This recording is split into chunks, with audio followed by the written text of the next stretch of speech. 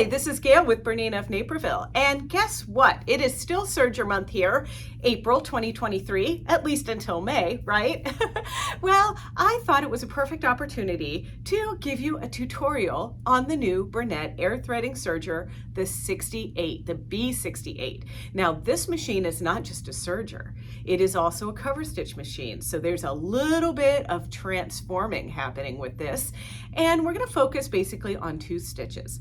The 4-thread overlock stitch with the integrated safety feature. That's, what's used to sew up the side seams on a knit or save the edges on material that you don't want to fray out. And then we're also going to focus on the 4-thread cover stitch. So that looks like a triple needle on the front and then the serging on the back. Now I thought, sometimes I go home and I shove things in a bin and I bring it to work with the intention of doing other things with it. Well, for this tutorial, I'm just kind of focusing on those two stitches because they are what I use to transform this shirt that you see me wearing right now from this baggy shirt that you saw me wearing in January of 22 in our store tour video. So, like sometimes you order something and it's like, okay, yeah, this is gonna look super cute and it's gonna fit and whatever. Well, I could have maybe fit two of myself in that, so I decided to give it a fresh take. So let's go ahead and set up the serger, learn how to thread it, convert it from overlocking to cover stitching, and then see how easy that is. So let's have a look at the B68. So out of the box, you're going to have the machine set for a 5-thread overlock and chain stitch. And so you're probably not going to use that stitch straight out of the box because that one, I like to use that one for inseams on jeans or pants or seams on a woven where you really want a very tight tension with the machine. And we'll cover those kinds of stitches in other tutorials. But we are going to just take a little tour of this machine and what all of these pieces are for. So first of all, it's kind of naked here. We've got the free arm exposed on it. If you want your free arm to be covered up and have a nice flat area here, there are two options for you. The first option is the little free arm cover. And I call it the little one because it is a little bit smaller than the other one we're going to put on here. So then that clicks right into place. And this is a good option if you happen to have a space where you can't have a lot of room over here to the left of the machine. But there's also a slide-on table, and the slide-on table is really helpful to hold any kind of like extra weight on a garment or a quilt or something like that. And yes, I did say quilt because when we do cover stitching, we are going to get a lot of area in this little harp area here of the machine. But let's put on that slide-on tray. Perfect. Now we're going to convert this to cover stitching after we do our basic overlocking, but I want you to notice that you have two cover stitch trays. We've got a short one and we've got a long one. Well, the short one is for when our tray, and there's a little button back here to release it. That one goes on when we don't have our expansion tray on, okay? But if we are sewing with the expansion tray, we would be using the longer one because see how that added extra length? All right, so those are those pieces. Now the waist collector is used when we have the knife guard here on, but this is the thing that pops off to put these guys on. And when we're in some sort of overlocking mode and we've got that blade exposed, you're going to want to use this waist collector that comes with the machine to catch your debris. Finally, on the front of the machine here, we have a knee lever. Now this is the bernette freehand system, and we insert this in the machine. There's a little bracket right down there, and then it raises and lowers the presser foot. Now you also might be asking, well, is there a lever on this machine? Indeed, it's over here on this side of the machine, and it will permanently lift up the presser foot or it will permanently put down the presser foot. Now you can see here that I have color-coded the threads to match the different paths on this serger. And so yellow is going to, and green is going to be the left needle and the right needle when we're in overlocking mode. Blue is the upper looper when we're in regular overlocking mode, and red is the lower looper in regular overlocking mode. But then over here we have purple, and purple is the cover stitch looper. Also in your box, you're going to have these spool supports, and these are just a little bit of a thing to help your threads not wobble on your machine. Now, of course, I've got a little bit different style here where our little things like this can't fit in there, so I'm just putting my thread on the spindle the way that it comes. But if you have a cone thread like this, you may consider using these. And if they're really wobbly, then you can put them on the machine upside down and you get a tighter fit. So let's set up for our 4-thread safety stitch with the integrated safety stitch. So the way that this is going to work is I'm just going to cut all of these threads and relieve them of their duties, and then I'm going to raise my presser foot to release my tension discs right here, and I'm going to pull my threads through. Just get all of that thread out of here. Perfect. So now I'm going to first change my needles out down here. So in my machine are all of our pieces that are pre-packaged in here. I have a needle threader, I have a little screwdriver to take out my needles, a dust brush, the 2-thread converter, tweezers, all of those good things. So I'm going to just leave this open. I also have a spot where I can keep my needles up there on my thread stand. I'm going to need this later, but that's an extra place where you can keep the needles that you're rearranging here, but you also get an extra package of needles. Okay, so the first thing that I'm going to do is remove this needle from our cover stitching grouping. And that might not make any sense to you at all, but cover stitching needles, there's actually 5 slots on this machine where you can put needles. There's 3 over here towards the front, and you can see those the easiest. It's cover, cover, cover, and this is cover center, this is cover right, and this is cover left. And when I take a needle out of there, I always tighten my little screw to make sure that they're tight so they don't vibrate out. Then over here on this side, you can see that I have a needle inserted right here in my right needle, but I need to put one in the left needle. Now, serger needles are the same as your sewing machine needles. You have that little flat piece to the back and the rounded piece in the front. So I'm going to go ahead and use my needle threader to hold that needle in place, because sometimes my fingers feel just a little too wide for the job. And then you think it's going in there all the way, but you have to loosen your screws, both of them here, just to get everything in just the right position. There we go. And then I'm going to check my other needle. Make sure it's still in all the way. And it is. Now, one of the things I want to draw your attention to is your needles should not be at the same height. The needle on the left is going to be slightly higher than the needle on the right. So now we've got our needles in the right spot. Now, I mentioned that this machine has air threading. So I'm going to start with my blue path of thread, and it's coming up from my telescopic spool support. And then I'm clicking it into this position and flossing it right there on the machine. My presser foot is up, and now I'm going to pull a little bit of extra thread here, and then I'm going to slide my threader to the left, which is this button right here, and I'm going to turn the hand wheel on the machine so that those little rods click into position. Once you've done that, it activates your air threading button.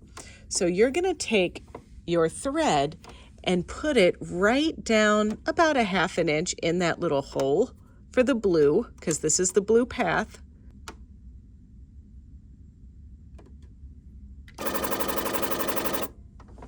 And then it came out over here, and now we're ready to do the same thing with the red.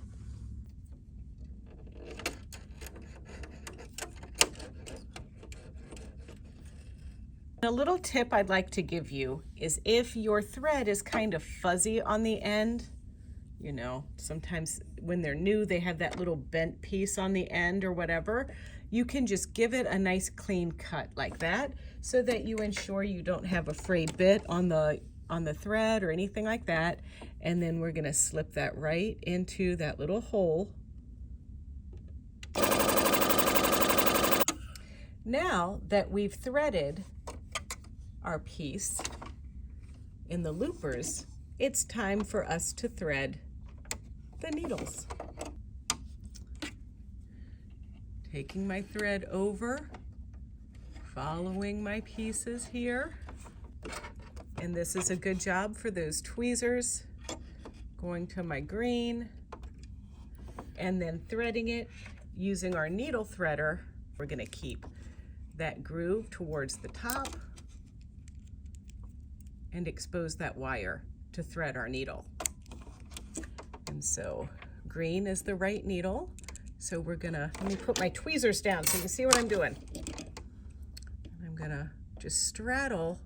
I'm making like a little cross with that thread, and I'm gonna straddle that thread, gets down into the shaft of the needle, and as I pull it down, I look for that hole, I can feel it, and then I push the thread through, and then I use my tweezers to pull the thread all the way through the needle. And then we're gonna repeat for yellow. Then we're gonna get our needle threader out, straddle this thread, making that little yellow thread go perpendicular to our needle. The notch is at the top of our needle threader, and then we push gently through that hole and grab our tweezers and pull the yellow thread through. Just like that. And I have a very long tail because when I make these videos, I'm threading it from a great distance. All right, so our machine is threaded up. Let's do a test sample to see how we did. Before we can do our test piece, we have to close our little air threading activation thing, because if we try to close our door, it doesn't close. That's one way we can kind of clue ourselves in there, right? But otherwise, once that is switched open, we can just close our door and add our waste collector. Now, something else we're going to do, we're actually going to look at this little chart that comes with your machine. And this is just like a little recipe card of how to adjust your different needle tensions and stuff for the different stitches. So we're going to start with this 4-thread overlock with integrated safety seam. And we're going to do yellow, green, blue, and red all at 4 on our tension discs. And purple doesn't matter because we're not using that looper right now. Something else that we need to do is make sure that our cutting is at 6, our rolled hem is not engaged, and our length is at 2.5, and our differential feed is at 1. And that dot right there and that little red dot that's in there line up together to be at 6 for our cutting width. Okay, so now I'm going to give this a try, just doing a little stitch to make sure everything is the way I like it. I can use my knee lever to lower my presser foot, or of course I could use my presser foot up and down lifter on the right side of the machine.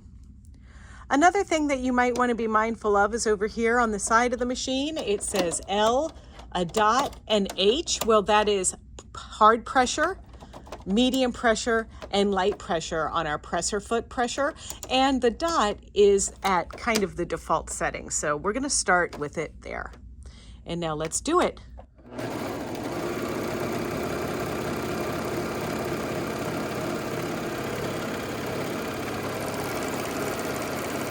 All right, so let's see what these tensions are doing. So there's our lower looper, and it's meeting very nicely with our upper looper there. So the lower looper's red, the upper looper's blue, and then our green and yellow are our needles. So that green needle is in the right needle, and the yellow needle, or in the yellow thread, is in the left needle. And then on the back, we should just see little dots. I can tell you this seems just a wee bit curved over for my liking, so that's something that is a job for our micro thread control. If we see this little lever right here, see how that got pushed over? If I put that right in the middle and I do another seam on this other side, I can show you the difference.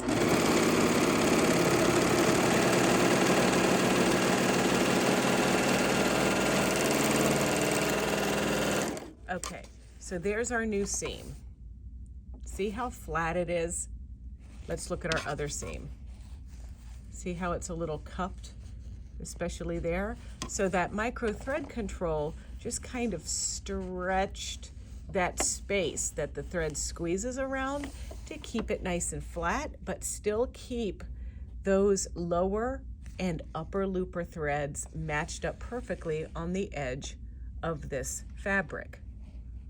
I'd say that's a success. So now when I am sewing the sides of my baseball shirt here, or my raglan sleeve t-shirt by Jolie, you can see that I'm just going to easily use this 4-thread overlock stitch with integrated safety seam to do the raglan sleeves onto the body, to sew the side seams of my shirt, and even attach the little band around the neckline of this shirt. And once all of that's done, I want to convert this serger from the 4-thread overlock stitch to a 4-thread cover stitch. So let's give this a try. To some of you, this next step is going to hurt a little bit. So we're going to use purple. That's for our cover stitch looper. And we're going to use yellow, green, and blue. And red is going to sit over here and mind its own business for a minute. Okay, so now for cover stitching, there's a few things that we need to do. And if we refer to this chart that I showed you, the cover stitches are on the back, and we're doing the 4-thread cover stitch, which is number 21 right here. While I'm here, I'm just going to go ahead and change my tensions to 3, 6, and 6 on my tensions, and then my purple path is going to be at 4, which it is. And then I'm going to need my cover stitch adapter piece. And on here, one of the things, even though we're not doing a rolled hem, one of the things on here is our little cover stitch pieces. See that little cutout right there? That's the rolled hem lever. Well, it doesn't fit if you have your rolled lever disengaged. So you just have to pull that little dial forward for it to fit.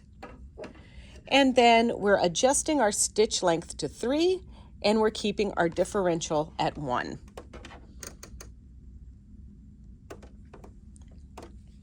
Rolled lever that we're going to pull forward. I have my table on, so I'm going to use the longer piece here, and that pops on with this big clip going into this piece here, and these little clips going here and here, and it'll be nice and flush, and it shouldn't fall off. If it falls off when you try to put it on, you have not put it on correctly. And now see how this doesn't close? That's because, remember, I told you that red is just going to hang out for a minute and mind its own business. Well, we're going to go ahead and pull red through the machine. I'm going to lift my presser foot. There we go. Pull everything out. And now this is the upper looper, and there's a slider down here. We're going to take that and slide it all the way over. Ooh. Wait, it's not moving. Oh my God, what do I do?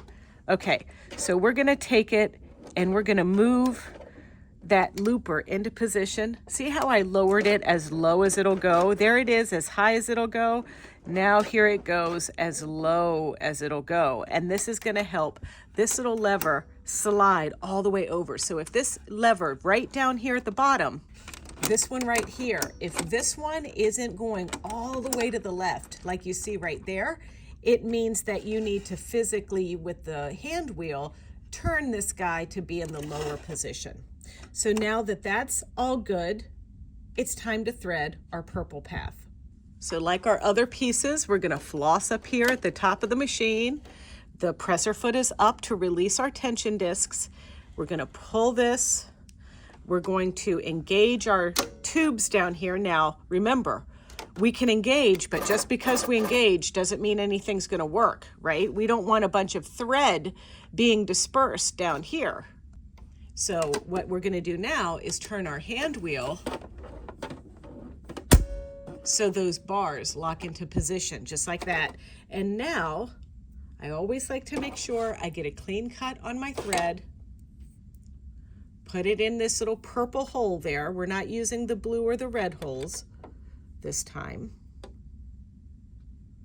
Okay, so fit that down in there and give it a blast. And there's our thread that came out. And now that's all we're doing with our loopers. So now it's safe to put the threader engagement back to off and close our piece. And one more thing, everybody, we want our thread cutter to be disengaged. This is another popular thing that people forget to do, because if you see us closing our door and this little area isn't flush, well, that's because we have to put our cutter away. So this just is a little knob down here. We pull it out and we swing it down below surface like that. And now look. So now it's time to turn our attention to our needles. The first thing that I want to do is actually remove the needles from the overlocking side. So I'm going to undo both of these screws, get them loose enough to pull the needles out. There we go. And we're going to need that other one that I saved over there on the pin cushion on the thread support. So I have 3 ELX needles, like came with the machine, and now I'm going to place them in the right cover. And if you're afraid you're going to drop your needles, don't forget to use your needle threader to hold on to them if you need to. And then this one's going to be the center cover. There we go. And then another thing to please remember is these needles are not going to be all at the same height either. They're going to be high, medium, and low as we go across here.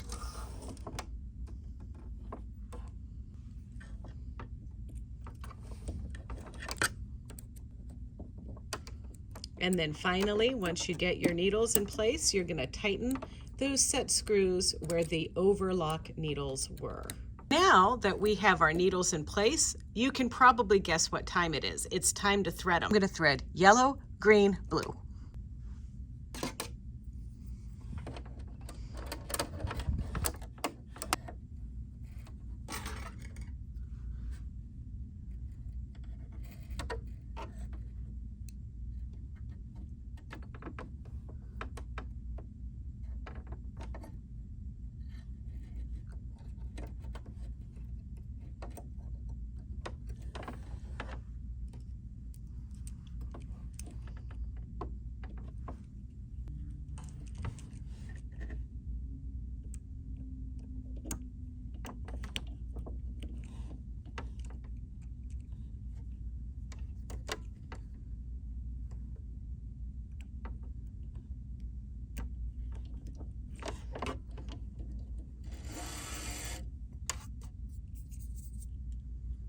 These little hollow symbols here represent cover stitching. This represents overlocking. And the same can be said over here on these guides. And so I have my yellow guide through like that first spring, the green guide through like the second, and then when I do the blue, it will go through there. One of my little tidbits for this is sometimes, just to kind of make sure I'm doing everything right, I'll lower my presser foot, always do a test, you know, when you're beginning, and I turn my hand wheel a couple of times to get started. Now, I've already made all of the adjustments that the little cheat sheet chart here that I have gives me, but now I'm just going to carefully stitch. And now, when you get to the edge, you're going to make sure your needles are in the highest position. And I use my little screwdriver or my tweezers. Either one works. There's even a tool that you can get from BERNINA here at the store that is a cover stitch thread grabber, but I find the tweezers work well as well too. You're going to lift your presser foot and you're going to pull your threads, and you can reach underneath. You're just pulling the needles, not the looper, and you pull those threads and you're going to cut them like that, and then you're going to pull your work away and you're going to cut the purple thread, which is the looper. And now we can see our lovely cover stitch on the back there and our cover stitch on the front here. So what we did by pulling those needles is we made it possible to lock this stitch here so it doesn't pull out. If we didn't do that, let's do another stitch where we don't lock it so that you can see what's happening.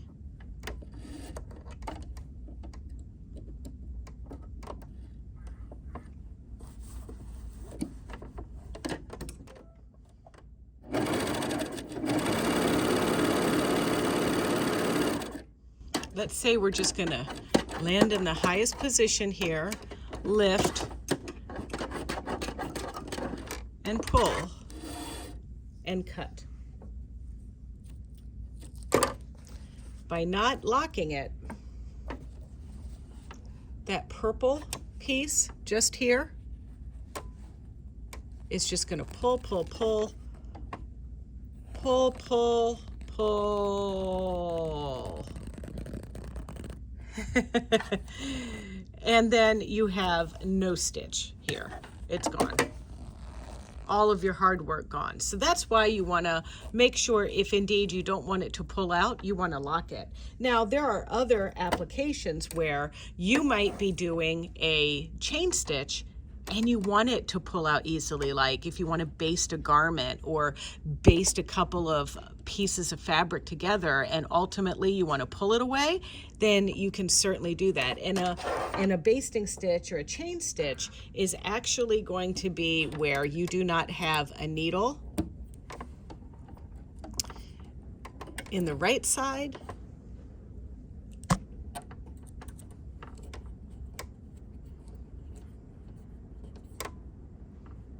or a needle in the left side.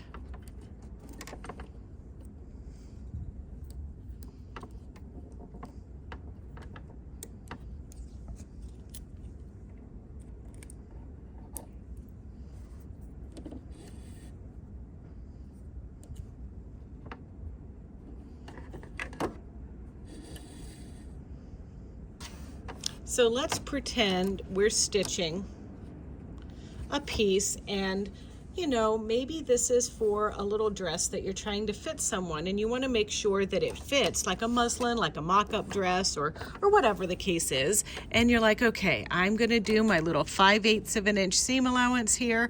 About 2 centimeters is close to 5/8. So I'm going to just say that's my seam allowance. I'm going to lower my presser foot, and I'm going to start stitching.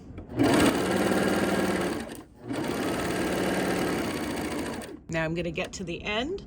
I'm going to roll my needle up into position, lift my presser foot, and roll my hand wheel back the opposite direction, pinch and pull. Give a generous piece, and now I've tried it, I've fitted it, it looks great, la la la, but now I need to undo these seams. I can just pull my purple thread loose. Look at that. And now I have easily undone those stitches faster than I could seam rip a basting stitch. All right, now that we've tested our cover stitch, it's time to hem the bottom of my shirt, and I'm using cream colored thread for that. Then I'm going to switch to black to hem my sleeves and to sew down the binding on my neckline. All right, well, what do you think? So I would be in total remiss if I didn't tell you that the B68 air threading serger is on sale this month with a free cover stitching foot set. And it is normally like $23.99, but it's on sale for $17.99. Now check those out on our BERNINAofNaperville.com website. But I hope in the interim that you enjoyed this tutorial and you check out others. It's easy. You just go to youtube.com/BERNINA of Naperville, and there you can like, comment, and subscribe. Happy serging.